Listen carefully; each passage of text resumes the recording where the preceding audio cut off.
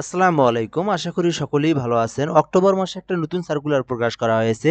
বিদ্যুৎ, জ্বালানি ও খনিজ মন্ত্রণালয়ে একেবারে নতুন একটা সার্কুলার ৩০শে সেপ্টেম্বরে প্রকাশিত হয়েছে। অর্থাৎ অক্টোবর মাসের একটা রানিং সার্কুলার। তো আজকের ভিডিওতে আমরা এই সার্কুলারটা সম্পর্কে A to Z আপনাদেরকে দেখাবো। কারা, কারা আবেদন করতে পারবে, শিক্ষাগত যোগ্যতা, পদের সংখ্যা। এটাতে কিন্তু অফিস সহায়ক পদেও আবেদন করতে পারবে। অর্থাৎ এসএসসি পাশেও কিন্তু সুযোগ সুবিধা আছে। ২০ জনকে নিয়োগ দেওয়া হবে এসএসসি পাশেই। তো এর পাশাপাশি এখান থেকে আমরা দেখব কবে থেকে আবেদন শুরু হবে এবং কিভাবে আবেদন করবেন। আবেদনের প্রসেসটা চাইলে ঘরে বসে থেকে নিজেরাও আবেদন করতে পারবেন, আমাদের থেকেও আবেদন করে নিতে পারবেন এবং আবেদনের শেষ তারিখ, কত টাকা পেমেন্ট খরচ হবে, একদম A to Z আমরা আজকের এই সার্কুলারে সুন্দরভাবে আলোচনা করব। তো ফুল ভিডিওটা দেখবেন, দেন আপনি কিন্তু বিষয়টা জানতে পারবেন। আচ্ছা, তার আগে আমি বলে নিই, অবশ্যই আমাদের এই চ্যানেলটাতে আপনি সাবস্ক্রাইব করে আমাদের সঙ্গে যুক্ত থাকবেন। তাহলে আপনি সকল সার্কুলারগুলো আমাদের এই চ্যানেলের মাধ্যমে দেখতে পারবেন। বাংলাদেশের যত সার্কুলার আছে সকল সার্কুলারগুলো আমরাই সবার প্রথমে সঙ্গে আপলোড করে দেওয়ার চেষ্টা করি। আচ্ছা, তো আজকে আমরা যাই হোক কথা না বাড়িয়ে শুরু করা যাক। এখানে হচ্ছে বেশ কিছু পদ আছে ১ থেকে ৪ নং সিরিয়াল পর্যন্ত। এখানে পদের নাম দেওয়া আছে, পদসংখ্যা এবং শিক্ষাগত যোগ্যতা। তো এখানে হলো কম্পিউটার অপারেটর পদে ১৩তম গ্রেডে একজনকে নিয়োগ দেওয়া হবে। ৬০ মুদ্রাক্ষরিক কাম কম্পিউটার অপারেটরে ৬ জন। তো আমরা এখান থেকে জাস্ট এসএসসিটাও বলবো, আমরা যারা হচ্ছে এসএসসি তাদের সংখ্যাটা একটু বেশি। একটু আপনারা ধৈর্য সহকারে ভিডিওটা দেখবেন।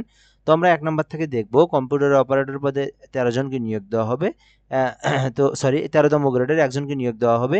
এই পদে আবেদন করতে চাইলে কোনো স্বীকৃতি বিশ্ববিদ্যালয় হইতে বিজ্ঞান বিভাগে স্নাতক সম্মান বা সমমানের ডিগ্রি থাকলে আপনি আবেদন করতে পারবেন।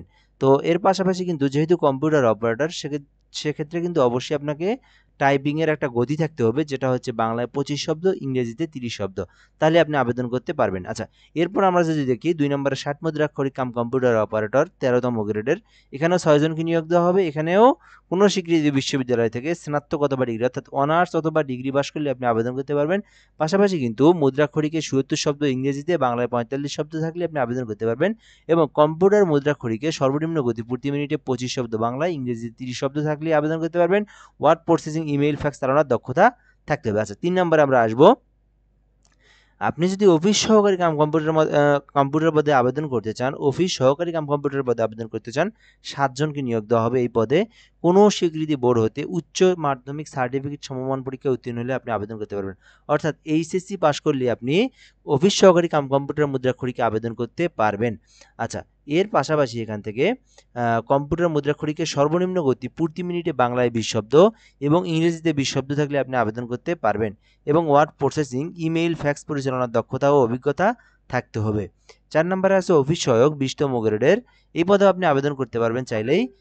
এই পদে আবেদন করতে গেলে অবশ্যই আপনাকে কোনো স্বীকৃতি বোর্ড হতে মাধ্যমিক স্কুল সার্টিফিকেট বা সমমান পরীক্ষায় উত্তীর্ণ হতে হবে। অর্থাৎ শুধুমাত্র এসএসসি পাস করেই আপনি আবেদন করতে পারবেন অফিস সহকারী এই অফিস সহায়ক পদের ২০তম গ্রেডের এই সার্কুলারে। তো যারা এসএসসি আছেন এটাতে আবেদন করতে পারবেন, যারা কম্পিউটার চালানোর দক্ষতা আছেন তারা এগুলোতে আবেদন করতে পারবেন, যারা অনার্সের আছে তারাও এগুলোতে আবেদন করতে পারবেন। পাশাপাশি কম্পিউটার যোগ্যতা থাকতে হবে, কিন্তু এটাতে কোনো যোগ্যতা বা কোনো অভিজ্ঞতাই লাগবে না, শুধুমাত্র এসএসসি পাস থাকলে আপনি আবেদন করতে পারবেন। এর পরের ধাপ হচ্ছে বয়স দেখব, তারপরে কিন্তু আমরা আবেদনের প্রসেসটা দেখব। যাই হোক, এখান থেকে আমরা বয়স যদি দেখি ১৮ থেকে ৩২ বছর, অর্থাৎ প্রতিটা কিন্তু সার্কুলারের পদের কিন্তু ১৮ থেকে ৩২ বছরের মধ্যে আপনাকে আবেদনটা করতে হবে। তারপর এখান থেকে যদি আমরা দেখি আবেদনটা কবে শুরু হবে এবং কিভাবে আবেদন করবেন, তো এটা হচ্ছে আবেদন ৭ অক্টোবর শুরু হবে। কত তারিখে? ৭ অক্টোবর। আজকে হচ্ছে ১ তারিখ, তাহলে আরও আছে ৬ দিন। আরও ৬ দিন পরে এই আবেদনটা শুরু হবে। সবেমাত্র সার্কুলারটা প্রকাশ করা হয়েছে। ৭ অক্টোবরে শুরু হবে, সকাল ১০টার দিকে শেষ হবে ২৭শে অক্টোবর।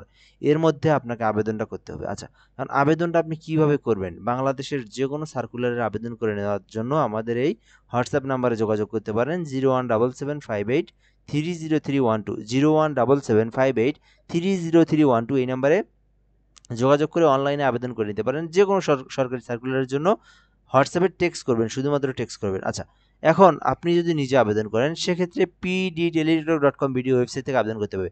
pdteletalk.com ওয়েবসাইট থেকে, তবে সেটা এখন না, আজকে ১ তারিখ, আজ থেকে আরও ৬ দিন পর আবেদন শুরু হবে। ৭ তারিখে যাওয়ার পরে আপনারা যোগাযোগ করবেন, নিজে আবেদন করলে নিজেরা আবেদন করতে পারবেন। ৭ তারিখের পরে ওয়েবসাইটটা ওপেন করা হবে। এখন কিন্তু কোনো ওয়েবসাইট নাই এই টেলিটক পিডিটেল ডকে, ঠিক আছে। আচ্ছা, এই হলো বিষয়। এখন হলো তারপরে আমরা যদি দেখি এখানে বেশ কিছু বিষয় দেওয়া আছে নীতিমালা। এগুলো হচ্ছে কোনো কিছুরই দেখার প্রয়োজন নেই। এগুলো হচ্ছে যারা হলো প্রতিবন্ধী, শারীরিক প্রতিবন্ধী, মুক্তিযোদ্ধার সন্তান, তৃতীয় লিঙ্গ আছে তাদের জন্য এই বিষয়গুলো দেওয়া আছে। এছাড়াও মৌখিক পরীক্ষার সময় কি ডকুমেন্ট নিয়ে যেতে হবে সেই বিষয়গুলো এখানে দেওয়া আছে। এখানে সব কিছু সেগুলো দেওয়া আছে। এগুলো আমাদের দেখতে হবে না, কেননা আমাদের ফার্স্ট স্টেপ হচ্ছে হলো আবেদন করা। সেকেন্ড স্টেপ হচ্ছে লিখিত পরীক্ষায় উত্তীর্ণ হওয়া।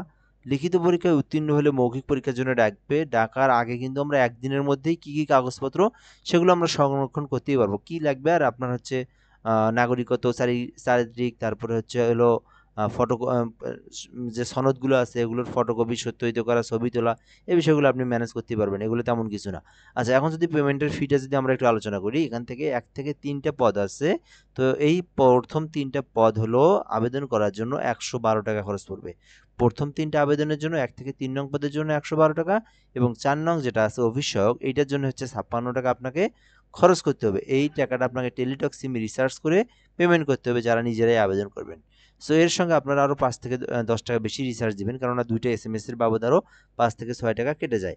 তো এখানে যে আপনি যে পেমেন্টটা করবেন, যারা হচ্ছে নিজেরা আবেদন করবেন তাদের জন্য এই বিষয়টা এখানে দেওয়া আছে। আপনি কিভাবে পেমেন্ট করবেন এখানে দেওয়া আছে, পিডি স্পেস ইউজার আইডি লিখে 16322 নম্বরে আপনার পেমেন্ট করলে কিন্তু আপনার পেমেন্ট হবে। পরবর্তীতে আপনি ইয়েস স্পেস পিন দিয়ে আবেদনটা চূড়ান্তভাবে সম্পূর্ণ করবেন। সো এটাই হলো মূলত এই সার্কুলার, যেটা হচ্ছে আপনারা দেখতেই পাচ্ছেন। এই সার্কুলার নাম হচ্ছে বিদ্যুৎ, জ্বালানি ও খনিজ সম্পদ মন্ত্রণালয়। তো যারা আবেদন করবেন আবেদন করতে পারেন 7 তারিখ থেকে 27 তারিখ, অর্থাৎ অক্টোবর মাসের 7 তারিখে শুরু হবে, 27 তারিখে শেষ হবে। এর মধ্যে আপনাদেরকে আবেদনটা করতে হবে। আশা করি এই সার্কুলার সম্পর্কে আপনি সুন্দরভাবে জেনেছেন, বুঝেছেন। ধন্যবাদ, ভালো থাকবেন। ভিডিওটা এ পর্যন্তই। দেখা হবে নেক্সট কোনো ভিডিওতে। অবশ্যই চ্যানেলটা সাবস্ক্রাইব করে আমাদের সঙ্গে যুক্ত থাকবেন। আসসালামু আলাইকুম।